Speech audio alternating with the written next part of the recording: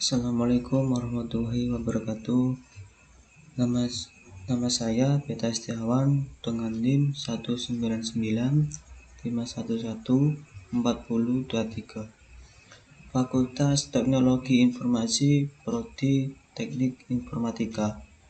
Di sini saya akan menjelaskan tentang evolusi perangkat lunak untuk memenuhi tugas ujian akhir semester.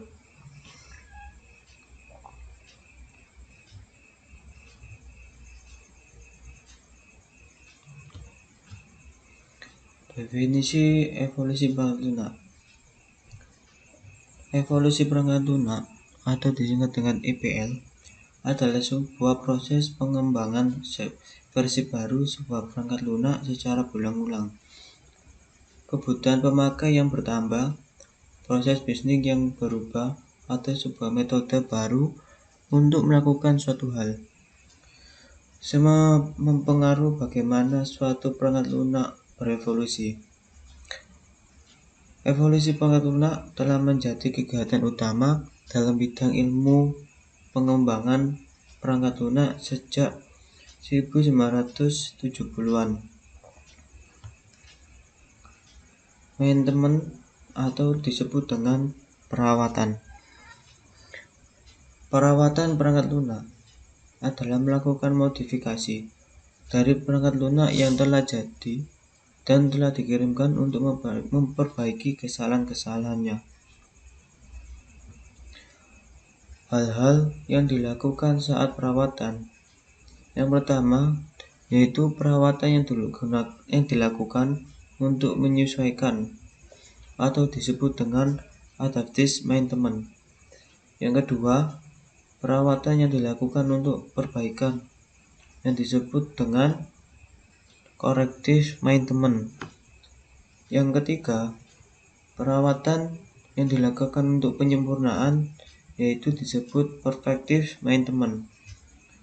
Dan yang terakhir, perawatan yang dilakukan untuk mencegah yaitu preventive maintenance.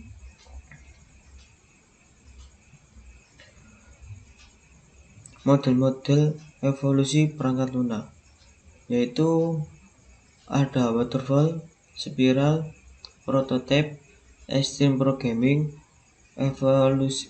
evolutioner, agile. Proses evolusi.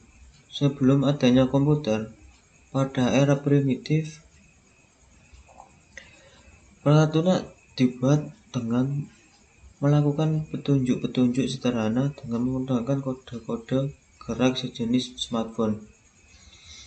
Untuk era mekanis, diterapkan pada peralatan analisis engine dan pemakaian mesin kartu plong atau disebut dengan punch card.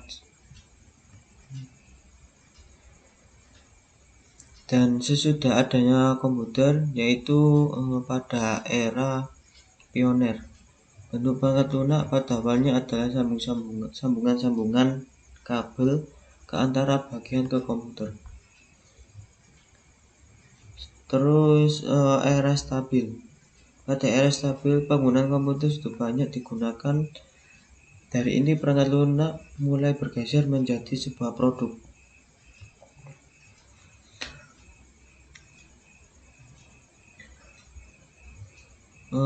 Dan selanjutnya era mikro. Sejalan dengan semakin luasnya PC dan jaringan komputer di era ini, perangkat lunak juga berkembang untuk memenuhi kebutuhan perorangan. Pada era modern dan sampai sekarang ini, saat ini perangkat lunak sudah terdapat di mana-mana. Tidak hanya ada sebuah superkomputer dengan 25 prosesornya, sebuah komputer gabungan pun telah dilengkapi dengan perangkat lunak yang dapat disambungkan dengan PC.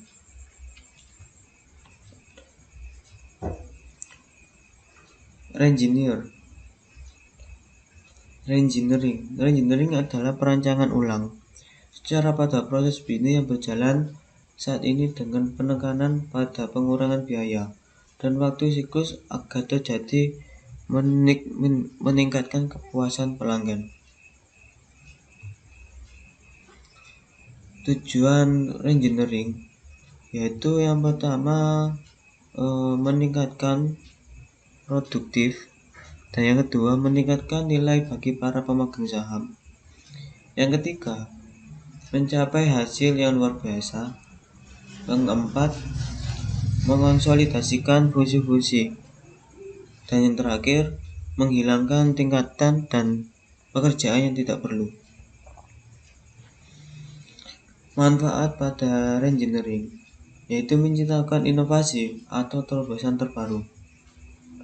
Yang kedua, meningkatkan produktif perusahaan.